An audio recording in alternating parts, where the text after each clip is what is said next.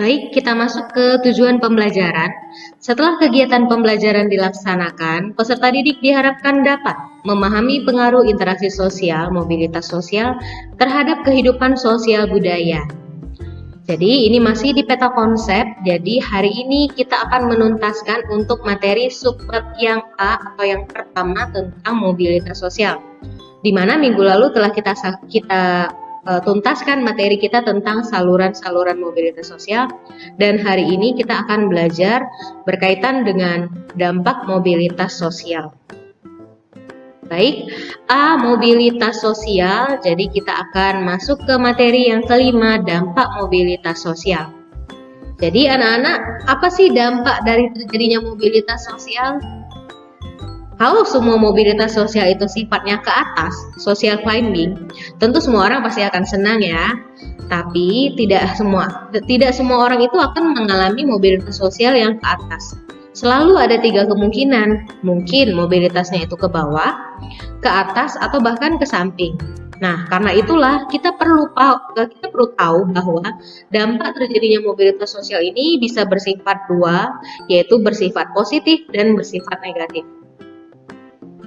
Oke, kita masuk yang pertama, dampak positif mobilitas sosial, mendorong seseorang untuk lebih maju, di mana terbukanya kesempatan untuk pindah dari strata satu ke strata yang lain, menimbulkan motivasi yang tinggi pada diri seseorang untuk maju di berbagai bidang. Nah, tentu hal ini bisa kita bedakan saat Indonesia sebelum merdeka dan sesudah kemerdekaan. Pada masa penjajahan, banyak rakyat kecil yang tidak memiliki cita-cita seperti menjadi camat, bupati, atau bahkan gubernur. Hal ini karena tidak adanya kesempatan untuk itu. Nah, bagaimana dengan sekarang? Banyak rakyat kecil itu kemudian berhasil menjadi pemimpin di berbagai bidang. Nah, itu adalah dampak positif dari mobilitas sosial yang pertama. Lalu selanjutnya, yang kedua, mempercepat tingkat perubahan sosial.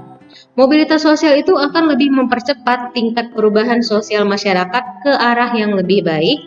Ya, contohnya, Indonesia sedang mengalami perubahan dari masyarakat agraris ke masyarakat industri. Perubahan ini akan lebih cepat terjadi jika didukung oleh sumber daya manusia yang berkualitas. Tentunya hal ini perlu dalam hal peningkatan kualitas pendidikan.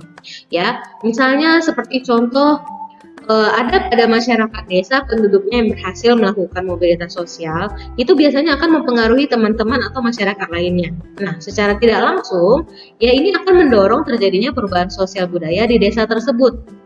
Jadi penduduk yang sebagian besar berpendidikan rendah, kemudian dia akan berpendidikan tinggi. Nah, ini akan berpengaruh terhadap gaya hidup dan mata pencarian tertentu. Jadi misalnya di desa itu ada satu pemuda yang berhasil, nah hal itu akan menjadi motivasi bagi teman-teman yang lainnya untuk dia bisa menjadi berhasil seperti pemuda tersebut. Nah, hal ini tentunya akan berdampak positif bagi masyarakat yang ada di lingkungan tersebut. Semuanya pasti akan lebih memiliki orientasi masa depan yang lebih bagus lagi. Lalu, dampak positif yang ketiga, meningkatkan integrasi sosial. Perubahan sosial yang terjadi pada suatu masyarakat akan mendapat respon yang berbeda dari masyarakat lain. Respon itu bisa menjadi suatu tantangan atau bisa juga menjadi suatu penerimaan. Nah, kalau penerimaan pengaruhnya itu yang diakibatkan mobilitas sosial tentu merupakan salah satu contoh terjadinya integrasi dalam masyarakat. Nah, jadi di sini maksudnya, contohnya ya, dia akan menyesuaikan diri dengan gaya hidup, nilai-nilai dan norma-norma yang dianut oleh kelompok orang dengan status sosial yang baru, sehingga terciptalah integrasi sosial. Jadi, perubahan sosial yang terjadi pada suatu masyarakat akan mendapatkan respon yang berbeda. Nah, respon tersebut kalau berupa tantangan, tapi juga bisa menjadi suatu penerimaan. Nah, kalau penerimaan berarti itu akan mempengaruhi kepada terjadinya integrasi dalam masyarakat. Ya, jadi ini adalah dampak positif dari mobilitas sosial. Selanjutnya kita akan membahas dampak negatif mobilitas sosial. Yang pertama, terjadinya konflik. Mobilitas sosial merupakan salah satu perjuangan manusia dan kelompok sosial untuk mencapai posisi sosial yang semakin tinggi. Dalam hal ini sangat wajar kalau kemudian timbul persaingan yang kerap juga memicu konflik. Ya, contoh misalnya perjuangan di dalam dunia kerja misalnya. Jadi orang akan saling sikut menyikut untuk mendapatkan posisi yang lebih tinggi. Jadi dalam perjalanan kehidupan manusia, persaingan itu tidak dapat dihindarkan. Nah, persaingan selalu muncul dengan berbagai kategorinya. Bahkan persaingan ini bisa menjelma menjadi konflik. Ya, contohnya perjuangan karyawan bawahan di suatu perusahaan untuk mencapai kedudukan yang lebih tinggi akan menghadapi persaingan dari karyawan lain. Nah, bahkan pula bisa berhadapan dengan atasan yang takut kalau kedudukannya itu digeser. Nah, itu akan semakin memicu timbulnya suatu konflik.